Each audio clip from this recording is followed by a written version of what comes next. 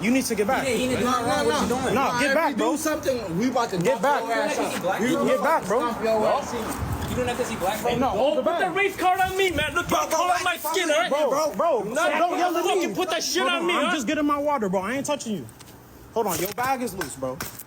I ain't trying to do nothing to you. I pay for my food, and now you mad because I won't tip you, and you follow me down the street? How am I supposed to fucking make money? Okay, so raise your prices, dude. That's not my problem. You fucking I know you mad. I know. So don't serve me then. So don't serve me food then. So don't serve me food then. Shut the fuck up, man. Hey, Plonka. Hey, don't get in it. Don't get in it, bro. Don't. That's where I'm going to go ahead and pause it. We don't need to see the rest of this clip to understand and get the context of what's going on. So you have a restaurant owner that is chasing customers down the street because he doesn't like the amount of money that he was paid. He was paid the money for the food, but he didn't get a tip. He's upset. He's chasing the customer down the street. And I got to tell you, I'm 100% on the customer side. There was something mentioned there about race. He said, are you doing this because I'm black? The business owner came back and said, don't put that race shit on me. I don't know if this is a racial incident. I'm not going to put that jacket on the business owner. I think he's frustrated about not getting the money that he wants.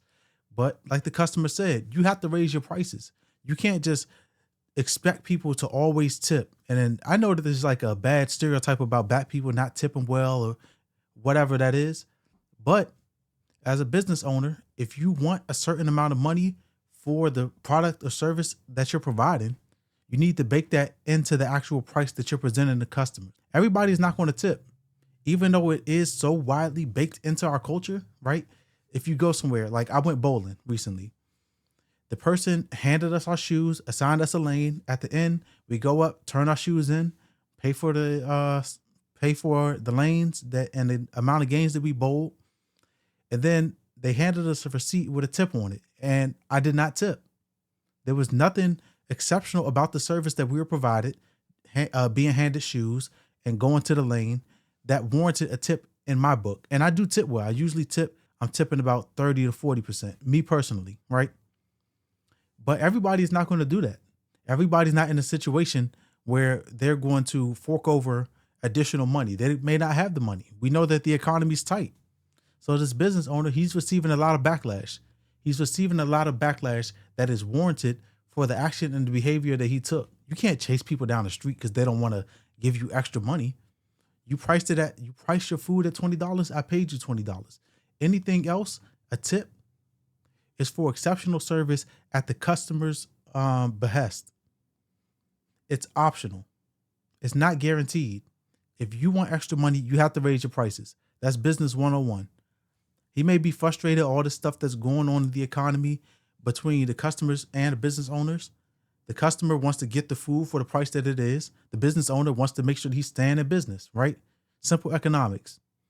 But if you think that you're not getting enough, you got to raise your prices. Don't push it off on the customer, chasing them down the road for the decision that you made about your pricing.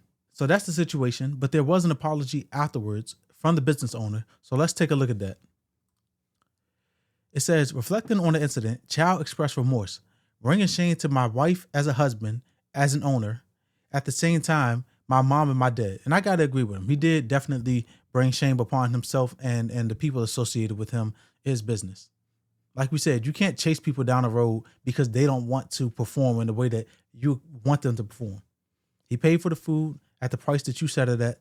That's the end of the story. The footage sparked an online debate about tipping practices. It led to an accusation of racial bias against the restaurant. Messages labeling table to sticks as anti-black appeared on the sidewalk outside of the business. In response to the backlash, the restaurant ceased taking calls, deactivated its social media account, and temporarily suspended its Yelp page to prevent further reviews. When questioned online about his decision not to tip, the customer responded, I just didn't want to. What you said, that's his prerogative. The tip is optional. The tip is optional. I know there are people that say, oh, if you don't have the money to tip, then stay home.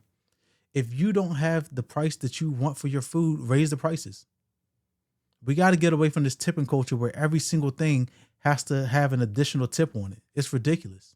Like I just talked to you guys about the incident where I'm going bowling. There was nothing there that warranted a tip, but because it's been so baked into our culture and they expect it now, I'm being asked to tip because somebody reached into a slot and handing me shoes because somebody assigned me a lane. It doesn't make sense. And I worked at a bowling alley when I was in high school. So I know how it goes. I know that there are additional services as far as like catering parties and stuff that you can pay for that would warrant a tip. But this was not that. Chow revealed that the customer's brother later visited the restaurant, describing their conversation as productive. Chow offered a personal apology, a handwritten note, and the customer's favorite meal to be delivered to him. My door is open to you, anytime you want to come. Chow expressed concern that the incident could negatively impact neighboring businesses, noting that protests were planned outside of his restaurant for the upcoming Saturday. So the business owner, he did the right thing. He came back, said, let me apologize to you. Let me try to make it right. I will give you your favorite meal on the house, a complimentary meal. That's definitely moving in the right direction. I don't think that this was racially inspired. I think as a business owner frustrated about the way that his business is going, and he's relying on tips instead of raising his prices to keep him afloat, because restaurants, they already have like a low margin, right? But I will say, I don't know if this was in a different neighborhood with a different skin color that the same incident was going to happen. I can't say either way, but he's moving in the right direction. He gave an apology, and I do see where he has concern. He doesn't want the other businesses or his business to be affected by his frustration and having to deal with that customer. My suggestion is just raise your prices to what it is that you want people to pay. And if they want to continue to patronize the business, they will. And if not, then that tells you that you don't have a sustainable business model, which, that's unfortunate, but you may have to pivot and do something else. Those are my thoughts. If you like the video, subscribe to meet me back here for the next conversation. And if you have something to say, let the world know. This is the place for discourse. Till next time. Peace.